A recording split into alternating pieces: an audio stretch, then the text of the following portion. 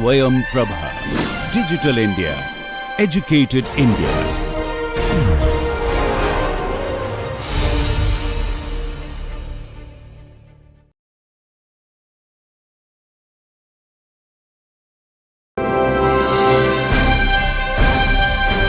Swayam Prabha. Digital India.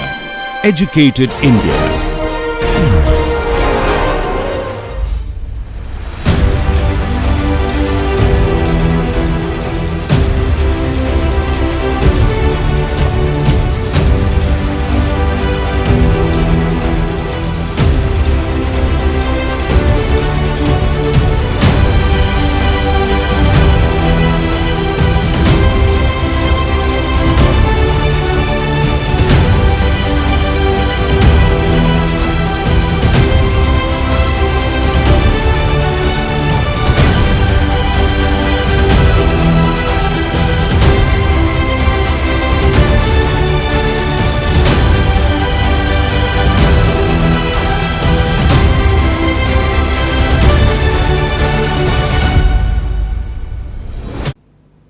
Namaste.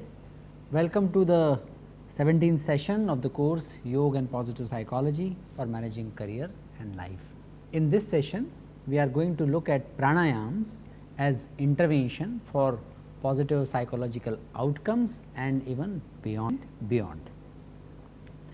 As usual, so quick recap, we are studying interventions for managing self and career according to their location, or we can say primary location in the 5 koshas, panch koshas. We looked at ahar and asanas as intervention primarily located at Annamaya kosh, and in today's session we are going to extend our discussion from the last session about pranayam as interventions at pranamaya kosh level. We also know that all these koshas are interconnected with each other, and intervention at one kosh influences other koshas as well. In the last class, if you can recall, we discussed about pranavayu, nadi system, chakras. We also looked at the classification of pranayam practices in the form of conscious breathing, preliminary breathing methods and classical pranayam. As mentioned in the last class, we are extensively referring for these techniques this book by Swami Niranjanandaji Saraswati. It is published by Bihar School of Yoga in Munger. You can recall that we connected how our breathing is deeply connected with the different parts of the brain, and conscious breathing brings activity zone to the prefrontal level from the limbic and the reptilian brain structures, and this conscious breathing eventually helps us in being more alert, more aware, and also help us to take more informed and conscious decisions on a moment to moment basis. Let us start today's session by looking at what Patanjali Yoga Sutra says about pranayam. This is mentioned primarily in the first chapter and second chapter. In the first chapter, it is mentioned as a method of controlling mind. So, in the first chapter, Maharshi Patanjali explained what are the different methods of controlling mind, how to do this, what is called chitta vritti nirodha, which is one of the important aspect of yoga, and that is stated in the very beginning of the Yoga Sutra. Amongst various methods, Maharshi Patanjali talks about pranayam and writes that tasmin sati swasa prashashayo gati vichhedah pranayamah. Kind of a definition that controlling the motion of exhalation and the inhalation once this is accomplished. So, once asanas are accomplished, the second step is controlling the motion of exhalation and inhalation, and that is called pranayam. In the very next sutra, Maharshi Patanjali gave the classification of pranayam, different types. So, bahya, abhyantara, stambha vritti, desha kala sankhya paridrashtah, dirgha sukshma. So, pranayam has either external or internal or motionless modifications. They are to be regulated by the place, time and number, and they can also be either long or short. So, this is some insight about the variety of the methods possible under the intervention or under the upang of pranayam. He also talks about the fourth pranayam, which is transcendental in nature, bahya abhyantar vishay apekshi chaturtha. Fourth pranayam is restraining the prana, directing it either to the external or internal objects. Once that happens, the covering over the inner light is removed, tatah chhiyate avaranam. So, when we reach at the fourth level of pranayam, veil of ignorance is removed. That is, these are the four main sutras where pranayam is directly mentioned in the Patanjali Yoga Sutra. Our focus of discussion is mainly about well-being and managing career. So, we are not going to have much discussion on the transcendental aspect of pranayam. Nonetheless, this is very important aspect, and according to some yogis, this is the ultimate object, transcending the individual identity and being connected with the universal identity, constant integrated awareness or consciousness. That is the ultimate objective. Kaivalya is the ultimate objective, but in these sessions we are not talking about these transcendental objectives. We are primarily focusing on well-being and managing career. So, our discussion about the pranayam will also follow that scope. So, first conscious breathing we discussed in the previous session. In today's session, we are going to start our conversation about techniques of pranayam with the abdominal breathing. Let us look at the benefits and what are the processes of abdominal breathing. You might recall that we discussed about three types of breathing, and abdominal breathing was the first one we discussed. Abdominal breathing helps to relax any mental tension. It promotes parasympathetic cardiovascular dominance. You all remember that sympathetic and parasympathetic two aspects of nervous system. Parasympathetic is more related to fight, flight or fright, whereas parasympathetic calms down our system. So, the abdominal breathing helps in promoting the parasympathetic nervous system. It exerts full form bottom of lungs, then from sides. So, it ensures that bottom of the lung fully filled. So, the fresh air also move to the to these lobes. Otherwise, and mostly if we are breathing not consciously, then many parts of the lower lobes are not able to get enough oxygen. So, abdominal breathing helps in achieving that. Due to the large or due to the greater blood flow in the lower lungs, due to the gravitational forces, increases the efficiency of the gas exchange. There is a additional benefit of having more air and as a result more oxygen in the lower lobes of the lungs, because that result into better gas exchange on the surface. Base of the lungs and heart are attached to the upper surface of diaphragm. Liver, spleen, stomach and pancreas lie immediately beneath the diaphragm and are attached to the lower surface. Increased diaphragmatic movements improves the blood circulation in these organs as well. So, this is additional benefit of abdominal breathing. This helps to drain the subdiaphragmatic lymphatic system, and we know that lymphatic system is also deeply connected to the disease resistance mechanism of the body. There is a cycle it leads to something, then it further leads to something, and that creates a virtuous cycle by the diaphragmatic breathing.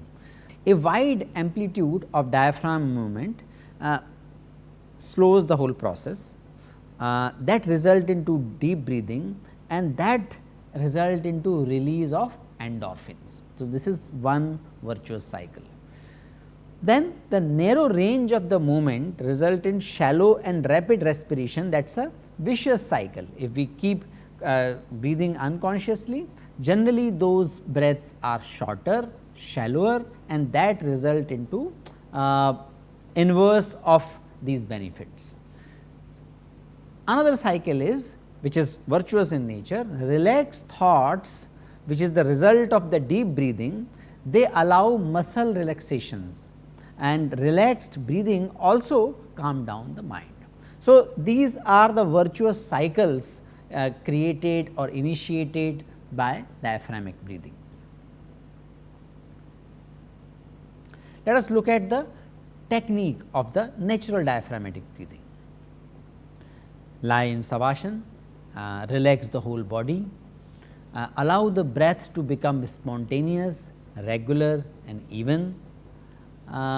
Take focus to diaphragm and visualize it as a sheet of muscle beneath the lungs. While breathing in, breath is being drawn into the lungs. While breathing out, diaphragm relaxes, pushing air out of the lungs. So, continue this process, continue this natural abdominal breathing for some time without any resistance. Place right hand on abdomen, above navel, and left hand over center of the chest. So, that is the next step. While breathing, you will feel your right hand moving up with inhalation, and right hand you feel moving down with the exhalation. Please remember that there should not be any tension in the abdomen. Your left hand should not move with breath, which is on the chest. Try to feel the expansion and contraction of the lungs. Continue for few minutes. Feel that only diaphragm is moving with the breathing process. So, this is the utilization of or employing our power of awareness. So, that is the process of abdominal breathing. There are a lot of YouTube videos, and one video is there following exactly the same process in the application of the Bihar School of Yoga. You can refer that, and these are useful applications for taking you through these practices in a step by step manner. Next conscious breathing we are going to discuss is called yogic breathing. The practice of yogic breathing enables one to experience the complete range of each breathing mode. You might remember abdominal, thoracic and clavicular breathing. These are the three types of breathing we discussed in the previous session. Yogic breathing is about breathing all three aspects, all three ways. This process increases the ventilation and all lobes are expanded, all lobes of the lungs are expanded, and this bestows the benefit of fully controlled breathing. It does not mean that we should be doing yogic breathing all the time. We should allocate some time, and those time durations are given in the protocol, but doing this for some time gives us control on all aspect of breathing. And what happens when we have control over breathing? We naturally have control over mental processes as well when we have more control on the different aspects of breathing.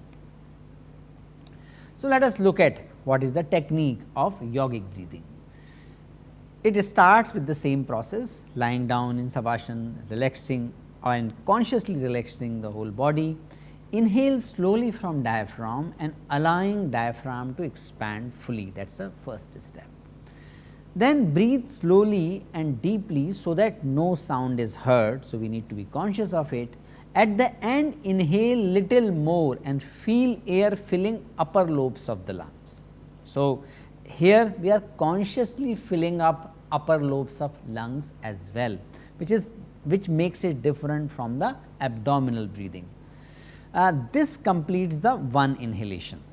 So, one inhalation meaning first filling up the diaphragmic portion of the our thorax through inhalation, and then little more inhalation focusing on the upper lobes of the lungs. Now, start to exhale. Allow first chest to relax downward and then inward. After relaxing chest, allow diaphragm to move back into the chest, empty lungs by pulling abdominal wall down towards spine. This completes one round of yogic breathing. At least 10 rounds must be done in the beginning, and this whole process can be extended to 10 minutes daily after mastering this technique. Let us look at certain guidelines about pranayam. These are given in the Hatha Yoga Pradipika. It says that paranamen yukten sarva rog kashtyo bhaved ayuktabhyas yogen sarva rog samudgamah. When the pranayam is practiced as per the prescription, we can get rid of all diseases, but all diseases can arise if we follow improper practice. So, every practice must be treated with respect and caution. There should be no violent respiration, no extended kumbhak, meaning upholding the breath beyond a comfortable measure, and no forcing of breath, body or mind should be done. That is a basic, that is a ground rule of pranayam. Next is taken from this Yoga Chudamani Upanishad. It says that yatha sinho gajo vyagro bhavedvashah shanai shanai tathai sevito vayurantha hanti sadhakam. Just as the lion, elephant, tiger are brought under control slowly and steadily, similarly prana should be controlled, otherwise it becomes destructive to the practitioner. In order to qualify for the pranayam, must undergo the process of shat karmas. Process of shat karmas help us in controlling the prana, the movement of breath. We are going to look at the shat karma in a short while from now. Another guideline is given in the Gheram Samhita, which says that mitaharam vina yastu yogarambham tu karyet nana rogo bhavet tasya kanchid yogo na siddhyati. Nana rogo, many diseases can happen. Kinchit yogo, not a iota of yoga can be realized, can be experienced without what? Without mitaharam, without control in ahar. So, control of diet is very important for pranayam to give result. So, practitioner of pranayam should choose the balanced diet. We have had a previous session on ahar, you can refer that, and that is a kind of a initial condition, a prerequisite for us to be able to perform pranayam and get the benefit of that. Guidelines about place and timing. So, the pranayam should be practiced in the clean environment to minimize the effects of pollution. Ideally, the place of pranayam should be somewhat isolated, away from the crowd, away from the interruptions and noise. Avoid practicing in the direct sun or wind. Rays of early morning suns are beneficial, but after that we should avoid practicing in the direct sun, under the direct sunlight. Timing is equally important. Early morning is the best time for the practice. At the time of the Brahma Muhurta is approximately 2 hours before sunrise. It should not be practiced after meals. If you are doing Kapalabhati or Brahmari or Shitali, we must wait for 3 hours after meal before practicing the pranayam. As we looked at, the preparation is very important for pranayam. Shatakarma, 6 practices, prepares our body for the pranayam and the higher practices like pratyahar, dharana and dhyana. These practices are neti, dhauti, nauli, basti, kapalabhati and tratak. Neti is the nasal cleansing. It is a process intended to purify the nasal passage and bathe the sinuses. It can be done with the with a pot, specially designed pot, and using the saline water, and it can also be done with the thread of rubber band. It comes especially for this practice. Dhauti, that is a cleaning process for the alimentary canal, including the esophagus, the mouth and stomach, intestine and rectum. There are couple of methods by using cloth or by using the saline water. These are the different methods through which dhauti can be performed. Nauli is the cleansing practice for the abdomen, which uses abdominal muscle itself to massage and stimulate the digestive organs. The picture and the videos of Swami Ramdev ji performing Nauli are very popular. You can watch that in video. I am not describing these practices in detail in this lecture, because this lecture is not meant to guide for the practices and particularly little more complicated practices. The purpose is to make ourselves familiar to the practices and connect all these things with the positive psychology and many more benefits which are beyond positive psychology. Another method is basti. This method is purifying the large intestine either with or without water. That is also a very important process. Kapalabhati, many people think that it is pranayam, but in the classical sense Kapalabhati is not pranayam. It is a cleansing process, and probably the easiest cleansing process which can be performed by all of us in the beginning before we practice pranayam. So, it is a breathing technique. That means shining forehead. Kapal is the forehead, bhati means shining or cleansing.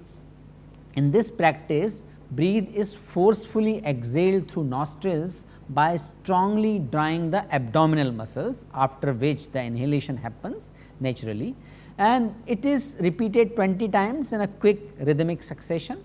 In the literature, it is suggested that 48 per minute is the ideal speed for the Kapalabhati, but if you are doing it first time, if you are doing it after long time, the speed can vary. The important thing is that you should not exert the system and you should not try to go beyond your limits when you start the practice. The essence of yogic practice is that you gradually, in a non-violent way, enhance your capacity. Tratak is again a preparation practice for pranayam, and it can be very useful for students, because the additional benefit of tratak is enhancing concentration, our ability to focus on one thought. Swami Vivekananda said that essence of education lies in ability to focus and pursue valued goals. If I am able to focus on something, I can make it happen. Tratak is a practice of using different objects. So, the most popular way of performing tratak is keeping the lamp at the level of your eyes, keep watching it, focusing on that, and there are some other steps. As I told you, I am not going to describe the whole technique, because I want you to go to the videos put up by the masters, and Swami Ramdev ji has put up lot of detailed videos about the Tratak process as well. You can follow that. The essence of the practice is that you focus your attention on a lamp, on the light of the lamp, which is at the level of your eyes, and when you continue to observe that and keep your attention to that, something happens. That is very good for not only building our capacity for the pranayam, but also builds our capacity for dharana, for dhyan, and enhance our ability to focus on one thought or one object or one problem, which is the essence of academic success and career success as well. Few more guidelines for pranayam. This is probably a complicated process. So, we must be aware of the guidelines sequence. So, pranayam should be performed after asana, should not be performed before asanas, and should be performed before meditation practice.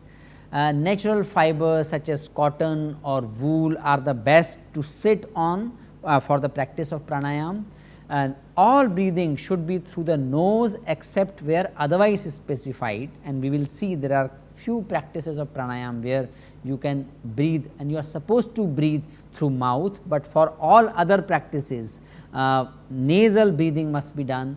The nasal cavity should be regularly cleansed by jalaneti for efficient operation of the nostrils. Posture is extremely important. This is asana. Ability to sit comfortably in a meditation asana is a kind of a requisite for successful practice of pranayam. Both concentration and technique are hampered by the poor posture. So, we must identify that posture, that asana in which we are comfortable, and that posture is well identified in the classical yogic literature.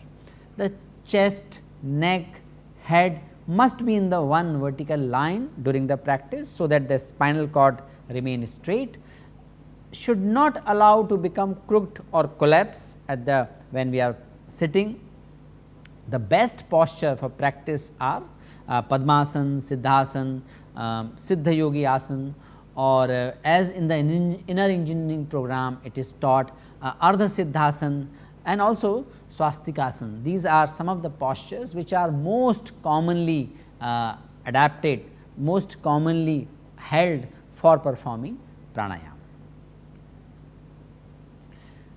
Let us look at the classical pranayam, and first and foremost is Nadi Shodhan pranayam. The word Nadi means energy channel and Shodhan means to cleanse or to purify. Therefore, Nadi Shodhan is the practice whereby pranic channels are purified. It is practiced by alternating the inhalation and exhalation between the left and right nostrils, and in this way influencing the Ida and Pingala nadis. You might remember Ida nadi, Pingala nadi, left and right nadis in our energy structure.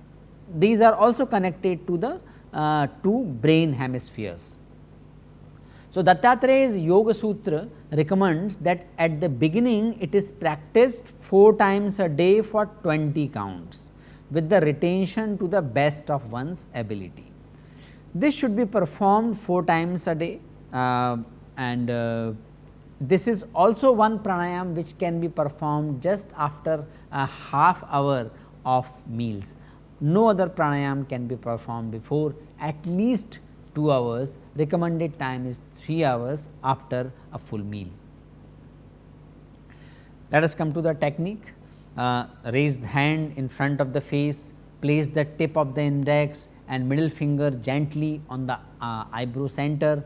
Both fingers should be relaxed. Hold the thumb just above the right nostril and ring finger just above the left. These two fingers control the flow of breath in the nostrils by alternately pressing one nostril, blocking the flow of breath, and then releasing and pressing the other nostril. Little finger is placed beside the ring finger. When practicing for the long period, the right elbow can be supported in the palm of the left hand. care must be needed to keep the head, neck and backbone erect and in the straight in order to prevent the chest restriction. Stage 1 of alternate nostril breathing is about begin the equal inhalation and exhalation using the ratio 1:1. As mentioned in the previous slide, in the alternate nostril breathing, the first thing is exhale fully and inhale from the left nostril, exhale from the right nostril. Exhale and inhale in the stage 1 should be of the same proportion. Close with the right nostril with the thumb and inhale through the left nostril, that is the first step. At the same time count mentally 1, 2, 3 until inhalation ends comfortably. Close the left nostril with the ring finger and release the pressure of the thumb on the right nostril. Again while exhaling count 1, 2, 3 simultaneously, and when you feel comfortably exhale. By the time you feel you can comfortably exhale. Few practice notes. After 1 week, if there is no difficulty, we can increase the length of inhalation and exhalation by 1 count or very few counts. Continue to increase the count in this way until count of 10:10 is reached. Do not force the breath in any way, that is a basic guideline for all the pranayam practices. Be careful not to speed up the counting during exhalation to compensate for the shortage of breath. Reduce the count at the slightest sign of discomfort. Then comes stage 2 after practicing few weeks. After perfecting the first 1:1 ratio and then 10:10 ratio, we can change this to 1:2. That means, initially half the length of inhalation, inhale for the count of 5 and exhale for the count of 10. Then we can repeat on the other side. This is 1 round, we can practice 5 to 10 round like this in the stage 2. Again few practice notes. During the ensuing practice, continue extending the breath by adding 1 count to the inhalation and 2 to the exhalation up to the count of 10:20.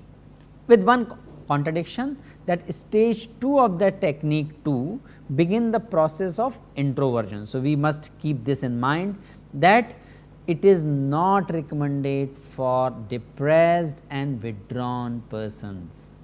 So, please keep it in mind. In stage 2 is not meant for people with the depression related symptoms.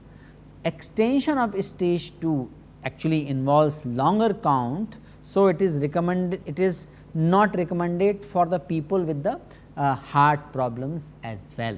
Benefits of Nadi Shodhan Pranayam are immense, and these are very well researched. There are hundreds of research papers about the impact, about the positive impact of Nadi Shodhan Pranayam. Technique 2 certainly gives more pronounced balancing of breath and the brain hemisphere. It is found in many studies. As such, even the simpler, the stage 1 Nadi Shodhan Pranayam has a calming effect, it relieves anxiety, it improves concentration, and it stimulates Agnya Chakra, our ability to make decision.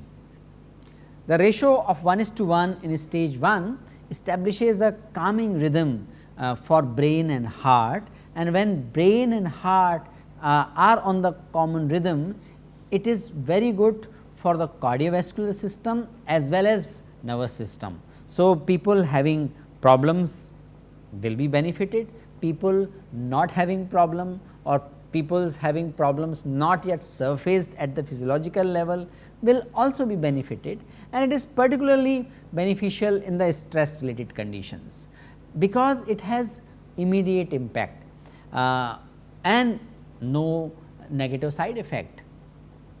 As the count extends, breathe slows down in general, and in this way it helps in keeping the balance of sympathetic and parasympathetic nervous system.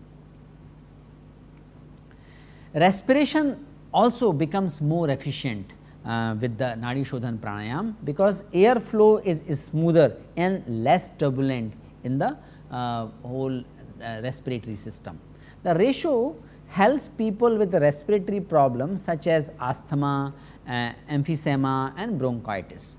The ratio 1:1, 1:2 in stage 2 gives very profound relaxation.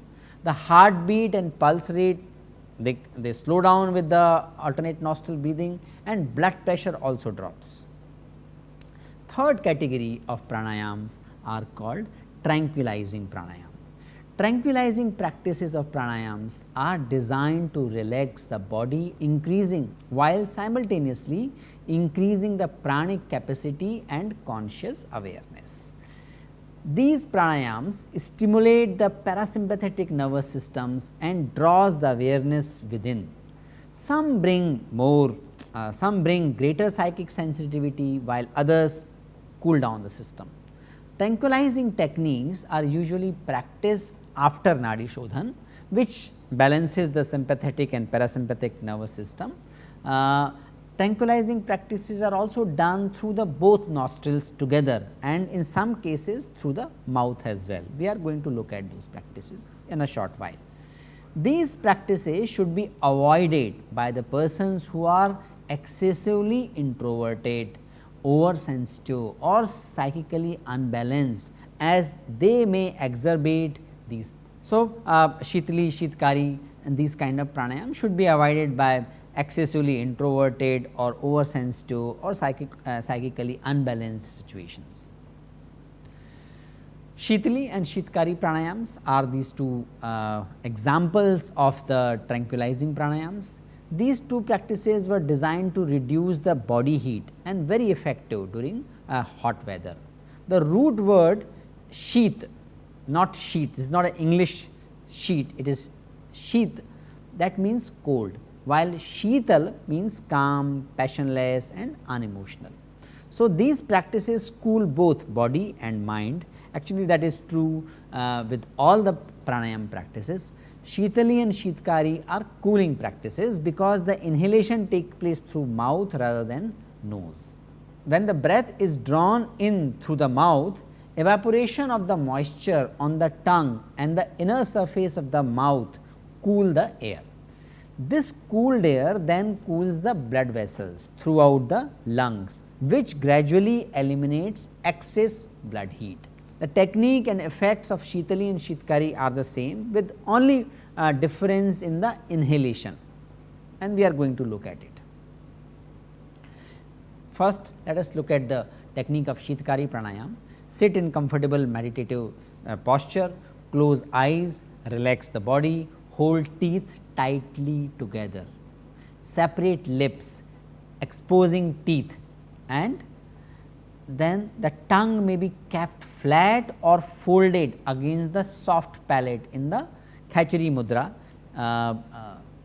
We have not discussed Khachari mudra, but that is a very powerful mudra, and you can learn that online, Jaggi Vasudevji or Swami Ramdevji.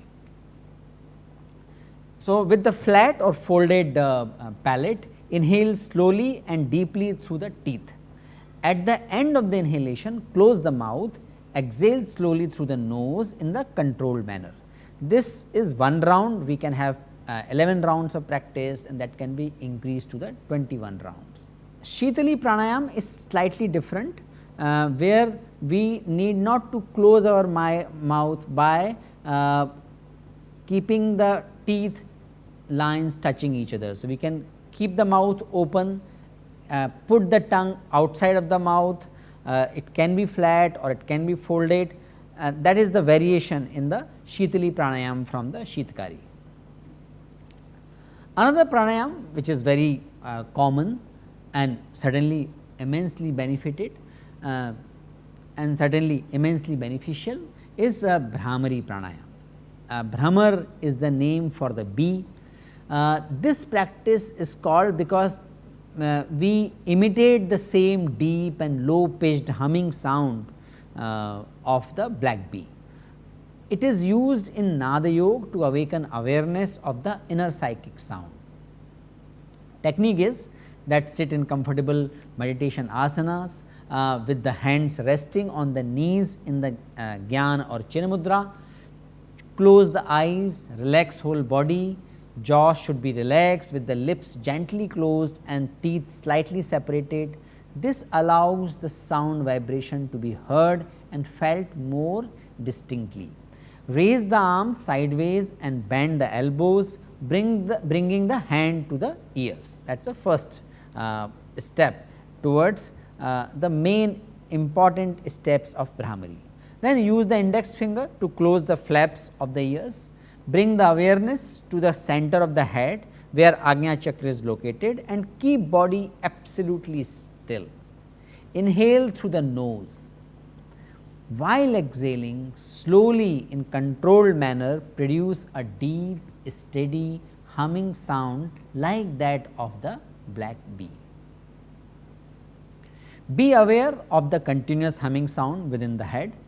The humming should be smooth even for the duration of the exhalation. The sound should be soft and mellow, making the front of the skull reverberate. At the end of exhalation, hands may remain in the unprized position or they can be returned to the knees and then raised again for the next round. This is one round, and 11 round practice is the with which we can start, and it can be increased to 21 rounds. So, these are some of the pranayams we discussed in this session. These are most commonly practiced pranayams, but there are multiple types of pranayams. There are pranayams which are practiced in conjunction with specific asanas, specific mudras.